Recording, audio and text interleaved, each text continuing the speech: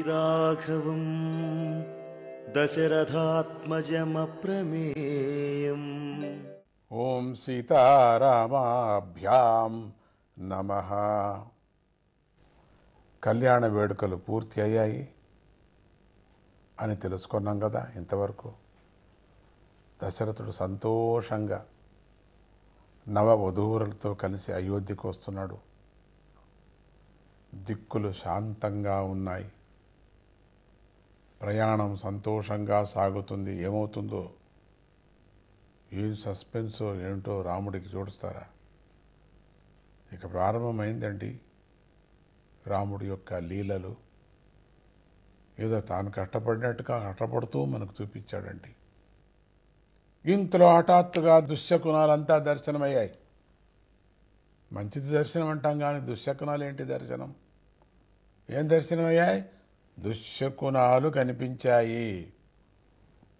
పక్షులు భయంకరంగా కూశాయి. ఈ శుభ సమయంలో ఈ ఉపద్రవం ఏమిటని అందరూ కూడా భయపడుతున్నారు. మంచి శుభ సమయం, నవదంపతులతో ప్రయాణమవుతున్నారు. శుభంగా మంగళవాద్యంతో బయలుదేరేటప్పుడు ఇంకా మంగళ వస్త్రాలు కూడా విప్పలేదు, అన్ని పసుపు గుడ్డలతో ఉన్నారు. ఈ సమయంలో ఇది ఏంటిది? అపశకునం. భూమి కదిలేటట్లుగా గాలి వీచింది. వృక్షాలు నేలగూలాయి. అంతటా చీకట్లు క్రముకున్నాయి. ఏంటిది? ఇక్కడ ఇంకొక ఏదైనా రాక్షసు వస్తుందా అనుకున్నాడు అందరూ. గాలి దుమారం వల్ల ఆ సైన్యం సొమ్మిసిల్లి పడిపోయింది. గాలికి మూర్ఛపోయారండి అందరూ కూడా.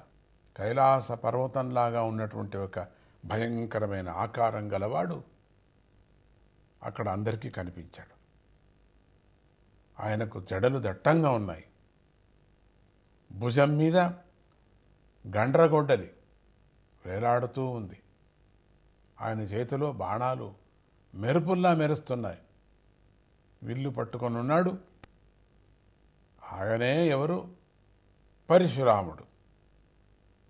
అగ్నిలాగా వెలుగుతున్నటువంటి ఆయన చూసి ఈ మునులందరూ కూడా, ఈయన ఇప్పుడెందుకయ్యా వచ్చాడు ఇక్కడికి అనుకొని అందరూ ఇంక ఊరికే ఉంటే సాధ్యం లేదు కదా. అందరూ ఆయన నమస్కారం చేసి పూజించారు. పరశురాముడు మాత్రం దశరథ రాముడినే చూస్తూ, నీ అద్భుత పరాక్రమం గురించి నేనంతా విన్నానయా, నీకోసమే నేను వచ్చాను. నా దగ్గర మంచి విల్లు ఉన్నది.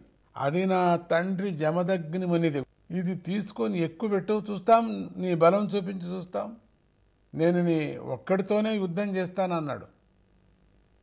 దశరథుడు ముఖం వెలవెలబోయింది. ఏంటిది అని ఆయన పరశురాముడిని వేడుకొన్నాడు.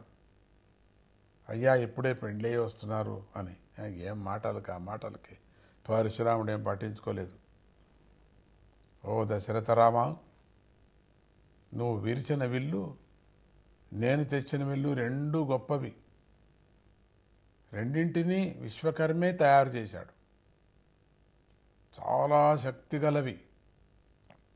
ఏదో అందరెదురుగా అట్లా ఉన్నారని చెప్పేసి, ఆడవాళ్ళు అందరూ ఉన్నారని వాళ్ళ ఎదురుగా ఆ విల్లుని విరిచా. ఇప్పుడు చూడు, ఇది తీసుకో, చూస్తాం. ఆ విల్లు సంగతి ఒకటి త్రిపురాసుర సంహారం చేయటం కోసం దేవతలు శివుడికి ఇచ్చారు. ఇక రెండవది విష్ణుమూర్తికి ఇచ్చారు. నువ్వు విరిచింది శివధనస్సు, ఇప్పుడు నేను తెచ్చింది విష్ణుధనస్సు. ఇది మా వంశంలోని రుచీకమునికి లభించింది. తర్వాత మా తండ్రి గారు అయినటువంటి జమదగ్నికి లభించింది.